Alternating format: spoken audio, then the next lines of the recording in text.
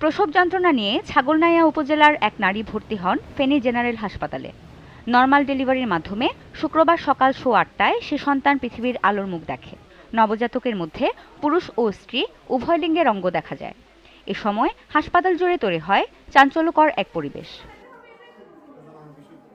এমন অভিজ্ঞতা জীবনের প্রথম বলে জানান ফেনী জেনারেল হাসপাতালের লেবার ওয়ার্ডের সিনিয়র নার্স। রুগীটা আসছে সকাল 7টার সময়, 7:30 আসছে রুগীটা। আসার পরে দেখি যে মোটামুটি রুগী ডেলিভারি হবে। তখন আমরা নর্মালি প্রসেস যেরকম করি নর্মাল ডেলিভারি করানোর জন্য রেডি হয়েছি আর রেডি হওয়ার পরে রুগীটা যখন ডেলিভারি হয়েছে তখনও দেখি যে এই সমস্যাটা, এই যে জেনেটিক্যাল ফিমেল অর্গানও আছে, মেল অর্গানও আছে ওর।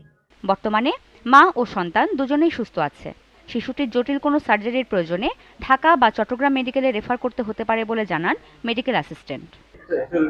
বাচ্চা আপাতত সবকিছু ভালো আছে। বাচ্চার মা